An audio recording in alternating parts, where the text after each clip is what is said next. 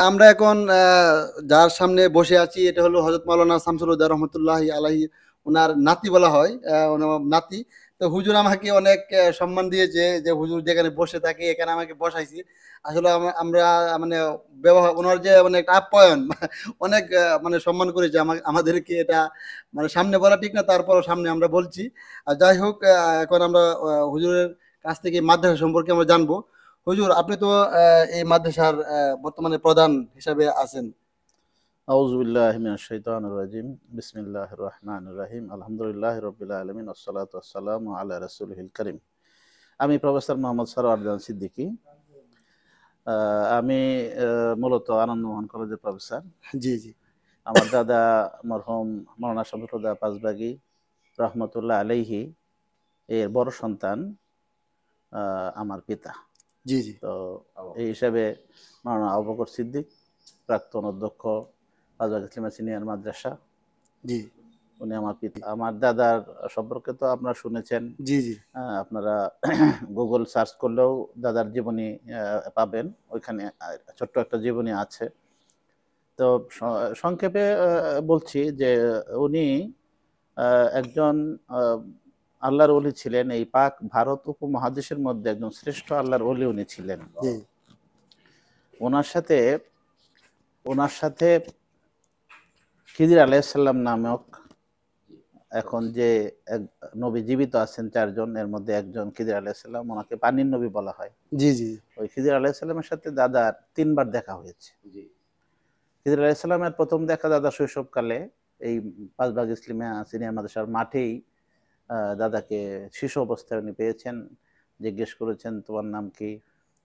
তারপরে পরিচয় পর্বে উনি বলেছিলেন যে তুমি আমার কাছে কিছু চাও। আমার একটা বাচ্চা ছেলে, উনি চাইলেন যে উনি তো জানেন না খিদির আলাইহিস সালাম, জি, পরবর্তী জি, সময় জি। পরবর্তী সময় জানতে পেরেছেন। জি। উনি তো শিশু মানুষ, শিশু কৈশোরের সময় এটা হয়তো উনি ৬-৭ বছর বয়স এরকম হবে। তখন উনি বলেছিলেন যে হুজুর আমার জন্য এলেমের জন্য দোয়া করবেন, আল্লাহ যেন আমাকে এলেম দান করে। ছোটকাল থেকে উনি কত মেধাবী ছিলেন, তাহলে আলহামদুলিল্লাহ। এতটুকু ছেলে এইভাবে চাইলেন, পরে উনি ওনাকে দোয়া করে দিলেন, একটা তদবির দিয়ে দিলেন। এরপরে উনি ১২ বছর বয়সে আনডিভাইডেড বেঙ্গলে কলকাতা বিশ্ববিদ্যালয়ে উনি ফাজিল পরীক্ষায় প্রথম শ্রেণীতে প্রথম স্থান লাভ করেন। যাক, আলহামদুলিল্লাহ। নবীজির দোয়া, একজন নবী কর্তৃক দোয়া প্রাপ্ত। জি, জি। আল্লাহর রহমতে ওনার মেধা এই পরিমাণ শানিত ছিল যে ওনার সাথে একবার একটা জিনিস পড়লে বা একবার শুনলে আর উনি ভুলতেন না। বলতেন না, হ্যাঁ। মানে অসাধারণ মেধাবী হিসেবে উনি প্রতিষ্ঠিত ছিলেন। এই সমাজে একজন আলেম হওয়ার পরেও উনি আহ, তখন হিন্দুদের, জমিদারদের, ব্রিটিশদের অত্যাচার, মুসলমানদের প্রতি নিপীড়ন, হ্যাঁ, বাজারে গেলে ৫টা লাউ বেচলে একটা লাউ নিয়ে যায়, হ্যাঁ, যে খাসি পছন্দ সেটা নিয়ে যায়, যে গরু পছন্দ সেটা নিয়ে যায়। এই কঠিন সিচুয়েশনের সময় উনি ইসলামের সেবা করে আসছেন। মুসলমানের এই নির্যাতন, মুসলমানদের প্রতি ইংরেজদের নির্যাতন, নির্যাতন, জি, জি। আর ইংরেজদের লাঠিয়াল ছিল জমিদার। এই জমিদার। জমিদারদের অত্যাচার, মুসলমানদের যে কি করুণ অবস্থা, সেই অবস্থাতে উনি বুঝতে পেরেছিলেন যে না, আমাকে অধিকার আদায়ের জন্য আমাকে রাজনীতি করতে হবে। উনি ১৯৩৭ সনে, হ্যাঁ, তখন এমএলএ এমএনএ বলতো, আনডিভাইডেড জি, জি, ব্রিটিশ জি। আমল, তখন ব্রিটিশ আমল। ১৯৩৭ সনে নির্বাচনে পাশ করেন। তখন ভালুকা গফরগাঁও ত্রিশাল, হ্যাঁ, এখানে ২টা সিট ছিল। একটা সিট ছিল ভালুকা গফরগাঁও দক্ষিণ গফরগাঁও, আর একটা জি। সিট ছিল ত্রিশাল উত্তর গফরগাঁও। তখন উনি এখানে রাজনীতি করেছেন। উনি ৩৭ সনে এমএলএ নির্বাচিত হয়েছেন। তারপর ১৯৪৬ সনের নির্বাচনে উনি নিজের পার্টি, ইমারত পার্টি, উনি নিজে একটা পার্টি করেছেন, জি, জি। ইমারত পার্টি। ওই জি, জি। ইমারত পার্টি থেকে উনি এমএলএ নির্বাচিত হয়েছেন জি। ১৯৩৭ সনের নির্বাচনে। ১৯৫৪ সনের নির্বাচনে যুক্ত ফ্রন্টের সাথে নির্বাচন করেছেন এবং উনি নির্বাচিত হয়েছেন। পরপর ৩ বার উনি এমএলএ, এমএনএ, বর্তমানে যাদেরকে এমপি বলা হয়, মেম্বার অফ এম্বার, হ্যাঁ, পার্লামেন্ট, তখন তো এমএলএ বলা তখন হতো। এমএলএ, এমএনএ বলতো। তখন উনি এইভাবে রাজনীতি করেছেন, একটা শক্তির বিরুদ্ধে, ব্রিটিশদের বিরুদ্ধে, এরকম একটা হিন্দু জমিদারদের বিরুদ্ধে, এরকম পাওয়ারের বিরুদ্ধে উনি ইমানি শক্তি দিয়ে তাদের সাথে লড়েছেন। জীবনে ১০২১টা মোকদ্দমা করেছেন। আলহামদুলিল্লাহ।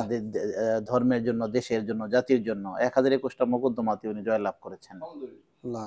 তো উনি একাধারে আল্লাহর ওলি, আর একদিকে উনি রাজনীতিবিদ। সাধারণত প্যারালাল এইভাবে একই সাথে রাজনীতিবিদ এবং আল্লাহর ওলি, এটা খুব কম। এটা পাওয়া যায় না। জি জি জি। এই নবীজির সুন্নত আমার মনে হয় যে উনি পরিপূর্ণভাবেই পালন করেছেন। আল্লাহ আকবার। নবীজিও যেরকম ইসলাম ধর্ম প্রচার করেছেন এবং রাজনীতি করেছেন, হ্যাঁ, মক্কা মদিনা তৎকালীন ওই সমস্ত এলাকার উনি রাষ্ট্রপ্রধান ছিলেন। রাজনীতি যে করতে হবে নবীজির সুন্নত, এটা উনি পালন করেছেন। একজন অল্প বয়সের মানুষেও উনি সেই কলকাতা পার্লামেন্টে গিয়েছেন, মানুষের কথা বলেছেন। হ্যাঁ, মুসলমানদের জন্য উনি, যে আপনারা যে জমিদার বিরুদ্ধে আন্দোলন দেখেন, হ্যাঁ, জি জি আপনারা যে মহাজন সুদখোরদের বিরুদ্ধে যে আন্দোলনগুলো দেখেন, জি। হ্যাঁ, মুসলমানদের যে মুক্তির বিষয়গুলো দেখেন, এগুলোর আসলে উনি ছিলেন এটার মানে মানে মূল প্রধান নেতা, প্রধান। জি হ্যাঁ, জি। উনি ইশতেহার লিফলেট লিখে, তখন পাকিস্তানি উনি প্রেস স্থাপন করছেন, যখন পত্রপত্রিকায় মানুষ ছিলেন না, তখন তিনটা পত্রিকার সম্পাদক ছিলেন। এবং এই 5 ভাগে উনি প্রেস মানে এনে ওই প্রেসের মাধ্যমে লিফলেট লিখে, হ্যাঁ, হ্যান্ডবিল লিখে মানুষের মধ্যে গণসচেতনা বৃদ্ধির জন্য সমস্ত এলাকায় ছড়িয়ে ছিটিয়ে দিতেন, মানুষদেরকে ঐক্যবদ্ধ করতেন। আস্তে আস্তে জমিদারদের বিরুদ্ধে মানুষের আন্দোলন মানে জোরালো রূপ নেয়। প্রথম মুসলমানরা মার খেয়েছে জমিদারদের পাইক পেয়াদের কাছে, পরবর্তী সময়ে জমিদারদের পাইক পেয়ারা মার খেয়েছে। মানে এমন ভাবে উনি আন্দোলন সৃষ্টি করেছেন, শেষে জমিদার আর টিকতে পারে নাই। পরে সব জমিদার মিলে, হ্যাঁ, ল্যান্ডলর্ডস অ্যাসোসিয়েশন থেকে ওনাকে প্রস্তাব দেওয়া হয়েছিল যে আপনাকে জমিদারি দেই, জি জি। আপনাকে এই দিই সেই দিই, অনেক কিছু ওনাকে লোভলার সাথে দেওয়া হয়েছে। পরে উনি বলছেন যে 5 ভাগের মরণাকে তোমরা কিনতে পারবে না। আল্লাহ আমি আকবার। দিনের জন্য, ধর্মের জন্য আমার পিতা আমাকে ওয়াকফ করে গেছেন। যিনি ইসলামের জন্য দেশ, জীবনও দিতে না, পারতেন। ওনার পিতা ওনার মৃত্যুকালীন সময়ে আগে একটা বিশেষ সভায়, হ্যাঁ, ওনার পিতা ওনাকে দোয়া করে গেছেন এবং বলে গেছেন, সবার সামনে পরিচিত করে গেছেন যে আমার এই জি। ছেলে শামসুল হুদা, তাকে আমি দেশ জাতি ধর্মের জন্য ওয়াকফ করে গেলাম। আল্লাহু আকবার। আল্লাহু আকবার। আল্লাহ তাআলা সেই ওয়াকফ কবুল করছেন। কবুল এই করছেন। জন্য উনি দেশ জাতি ধর্মের জন্য 1021টা মোকদ্দমা করছেন, কোনো সম্পদের জন্য না, কোনো ছেলে মেয়ের জন্য না, কোনো কিছু না। একমাত্র দ্বীন এবং ইসলামের হ্যাঁ, জন্য, দেশের জন্য, দিনের দেশের জন্য, জন্য, দিনের জন্য, জি, ধর্মের জন্য আল্লাহকে উনি রাজি খুশি করানোর হ্যাঁ, জন্য। উনি সেইভাবে মামলা মোকদ্দমাগুলো ফেস করেছেন। এবং শেরে বাংলা ফজলুল হক দাদাকে যখন আধ্যাত্মিক পীর হিসেবে জানলেন, একটা ঘটনাক্রমে জি উনি জানলেন যে উনি এত বড় মাপের একজন আল্লাহর ওলি। জি জি। হ্যাঁ, এটা জানার পরে শেরে বাংলা ফজলুল 5 ভাগ আসতেন। 5 ভাগ এসে দাদার সাথে বসতেন, এখানে মাটিতে বসে কলা পাতায় উনি ভাত খেতেন শেরে বাংলা ফজলুল হক। হ্যাঁ, এইখানে আসছিলেন। এইখানে আসতেন, এটা এখানে হয়তো আসতেন। আমরা অনেকেই জানি না। হ্যাঁ, এটা যা আমি হয়তো ভিডিওর মাধ্যমে তুলে ধরবো, 5 বা ভাগ, অনেক কিছুই 5 ভাগ যে আসতেন। আপনি তথ্য দিলেন, এটা আমরা অনেকেই জানি না।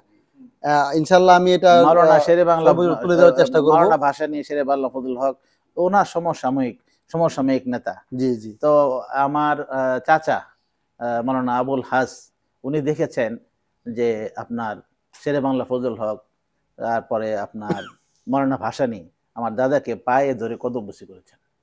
আল্লাহ উনি এটা নিজে দেখেছেন। নিজে দেখেছেন। তাহলে উনি কত বড় মাপের মানুষ ছিলেন শেরে বাংলা তখনকার।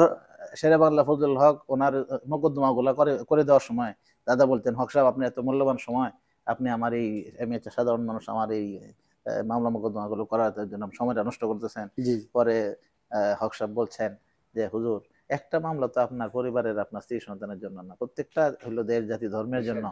তা আমারও একটু সবের ভাগে হওয়ার সুযোগ দেন, আমি আপনার আল্লাহ মামলা মোকদ্দমাগুলো কিছুটা আপনাকে হেল্প করি।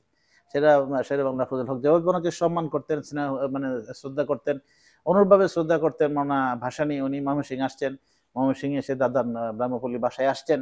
ব্রাহ্মপল্লী বাসায় এসে দাদাকে বললেন যে মাওলানা সাহেব, আমি তো এরকম ইউনিভার্সিটি করব, তো অনুগ্রহ করে আপনি আমার এই সন্তোষ ইউনিভার্সিটি আপনি উদ্বোধন করে দিয়ে দোয়া করে দিয়ে আসবেন।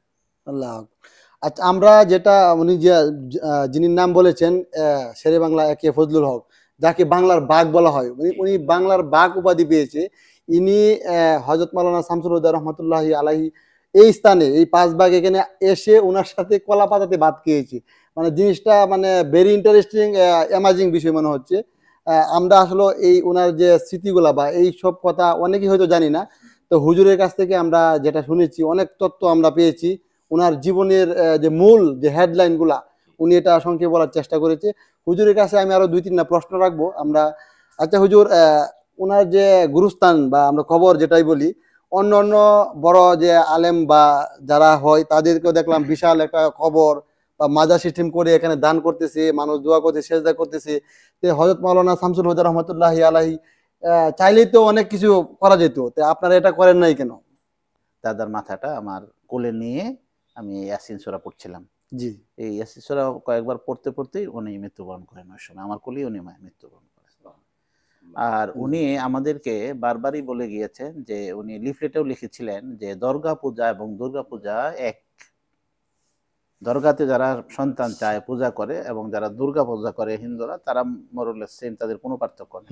মানে শিরিক করে তারা, শিরিক করে। হ্যাঁ, শিরিক। সবচেয়ে ইসলামের যে সবচেয়ে বড় গুনাহ যেটা উনি কি বলে গেছেন যে আমি মারা গেলে আমার কবর তোমরা পাকা করতে পারবে না।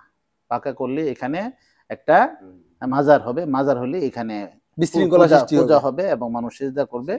তোমরা কোনো প্রকার মাজার তৈরি করতে পারবে না। আমরা জেনারেশন যতদিন আমরা আমার আব্বা ছিলেন, আমার চাচা ছিলেন, তারপরে আপনারা আছেন বা আপনাদের পরবর্তী সন্তানরা রয়েছে, দাদার পরে আব্বা ছিলেন, আব্বার পরে চাচা ছিলেন। হ্যাঁ, এখন আমার 2 চাচা জীবিত আছেন, কিন্তু যাই হোক ওনারা অনুমতিক্রমে আমি এখন খতিবের দায়িত্ব পালন করছি 5 ভাগ জামে মসজিদে। জি জি। হ্যাঁ, জুমার নামাজ পড়াতে আসি। তো ওনার ইচ্ছার কারণে যে উনি যে ভবিষ্যৎ মানে ওনাদের সামনে যে অন্তর্দৃষ্টি খোলা ছিল, তারা জানতেন যে ভবিষ্যৎ প্রজন্ম কি করতে পারে, হ্যাঁ। তাদের জ্ঞানের পরিধি এতটা বিস্তৃত ছিল। এই হিসেবে উনি বুঝতে পারছেন, এই জন্য উনি আমাদেরকে বলে গেছেন যে তোমরা আমার কবর পাকা করতে পারবে না। ইসলামে তো এটা হারাম, সম্পূর্ণ হারাম, একদম হারাম। বা ইসলামে যে সবচেয়ে বড় গুনাহ এটা হলো শিরক। শিরক একেবারেই হারাম। হ্যাঁ, বা আল্লাহ ব্যতীত অন্য কারো কাছে কিছু চাওয়া, মানত করা, তার কাছে মাজার পূজার বিরোধী ছিলেন উনি, বেদাতের বিরুদ্ধে ছিলেন। উনি ছিলেন প্রকৃত ইসলামের ধারক। হ্যাঁ, মানে সত্যের পথে। হ্যাঁ, উনি নবীজির সুন্নতের উপরই সারা জীবন কাটিয়েছেন। উনি ওনার মানে উনি কেন কবর পাকা করতে চাইবেন? ওনার তো লোভ লালসা বলতে কিছু ছিল না। উনি ওনার সমস্ত প্রপার্টি মসজিদ মাদ্রাসা নামে অক্ষ করে গেছেন। যার দুনিয়ার লোভ নাই, উনি মৃত্যুর পরে এরকম কবর পূজা, শিরিক পূজা হবে, এটা উনি কেন চাইবেন? উনি তো চাওয়ার প্রশ্ন। আর ওনাদের জ্ঞানের গভীরতা এতটুকু ছিল যে ভবিষ্যতে কি হবে এটা বুঝতে পারতেন। আমি ছোট থাকলেও আমি এইটুক বুঝেছি যে দাদা এই পর্যায়ে কিভাবে গেলেন, আমার দাদিকে জিজ্ঞেস করলাম যে দাদার বিশেষত্ব কিছু বলেন তো দেখি, কি দেখছেন আপনি দাদার মধ্যে, কি দেখলেন এরকম কিছু? আমরা যা দেখেছি, পরবর্তী বেলার খাবার নাই, আমরা ক্ষুধার্ত, 3টা বাজে 4টা বাজে খাবার নাই, দাদি স্লিপ লেখেন, উনি স্লিপ দেখেন, দেখে বিরক্ত হন। হ্যাঁ, তারপর দেখা গেলো যে মানুষজন খাবার নিয়ে আসছে ঠিকই, হয়তো একটু দেরি হয়ে গেছে, তো উনি তো জানতেন, ওনার অন্তর্দৃষ্টি খোলেন, তো দেখতেছেন যে আল্লাহ খাবার পাঠাচ্ছে। উনি তাওয়াক্কুল তো আল্লাহ বলতে যা বোঝায়, এটা ওনার উপরে পরিপূর্ণ হয়েছিল, আমি এটা দেখেছি। আর দেখেছি ওনার লোভ লালসা বলতে কিছু না, ওনার টোটাল প্রপার্টি উনি মসজিদ মাদ্রাসায় লিখে দিয়ে গেছে। ওনার যে স্ত্রীপুত্র কন্যা কি খাবে না, এটা উনি চিন্তা করেন না, আল্লাহ খাওয়াবেন বাস, এই মান ওনার মধ্যে ছিল, এবং এটার উপরে উনি কিন্তু সারা জীবন চলে গেছেন। হ্যাঁ, এই জন্য বললাম যে যার এতটুকু মানে আল্লাহর প্রতি তাওয়াক্কুল, উনি কবর পাকা করে এখানে এসে শিরিক হবে, এটা উনি কেন চাইবেন? ওনার তো নেম ফেমের কোনো প্রয়োজন নাই। ওনার নেম ফেম প্রয়োজন নাই বলেই আল্লাহর সঠিক মানে একটা উপযুক্ত আল্লাহ তাআলার ওলি বলেই ওনার নামে বাংলাদেশে কিছু নাই। সাহিত্য ইতিহাস কারা লেখে? ইতিহাস লেখে যারা বিজিত, যারা জয় লাভ করে, তারা ইতিহাস লেখে। ইতিহাস লিখছে তো আপনার ব্রিটিশরা, ইতিহাস তো লিখছে পাকিস্তানরা। হ্যাঁ, এইভাবে যারা ইতিহাস লিখছে, উনি তো সমস্ত সরকারের বিরুদ্ধেই উনি মামলা করছে, ইশতেহার লেখছেন, লিফলেট লেখছেন। সরকাররাই তো ইতিহাস লেখে, ফলে ইতিহাসে কিন্তু ওনার কোনো স্থান নাই। পাঁচবেগি হুজুরের নাম কিন্তু ইতিহাসে কোথাও নাই, কিন্তু ওনার স্থানটা তো পুরা দেশে মানুষের অন্তরে এখন ওনার স্থান আল্লাহর কাছে। আল্লাহর মহব্বতের বান্দা হিসেবে উনি ওনাকে চাইছিলেন, এটি উনি পাইছেন। ইতিহাস যেহেতু উনি সবার বিরোধিতা করছেন, কারণ যেই সরকার অন্যায় করছে, ব্রিটিশ সরকার অন্যায় করছে, বাস উনি ইশতেহার লেখছেন, লিফলেট লেখছেন। হ্যাঁ, জমিদারদের বিরুদ্ধে উনি মানে আন্দোলন করছেন, লিফলেট লেখছেন। পাকিস্তান সরকারের বিরুদ্ধে উনি আন্দোলন করছেন, লিফলেট লেখছেন। অর্থাৎ উনি প্রত্যেকটা মানে সরকারকে ভয় পায় নাই, উনি রাষ্ট্রপ্রধানকে ভয় পায় নাই, উনি ভয় পাইছেন আল্লাহকে। আল্লাহর আইন, আল্লাহর নিয়ম কানুন, শাসন প্রসার মানে মানে প্রতিষ্ঠার জন্য উনি প্রতিবাদ করে গেছেন সারা জীবন। প্রতিবাদী মানুষের তো কোনো স্থান না। যাই হোক, আমরা হুজুরকে পেয়ে আমরা অত্যন্ত আনন্দিত। হুজুর মনে হয় এখানে থাকেন না?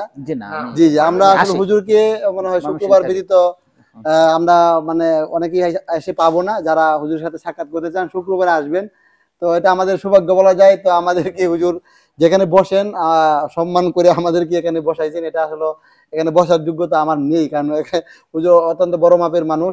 বুঝতেই পারছেন যে হুজুরের নাতি, বা দেখা গেছে এখন হুজুর মানে সমস্ত কিছুর পরিচালনার দায়িত্বে আছেন বা খতিব হিসাবে আছেন।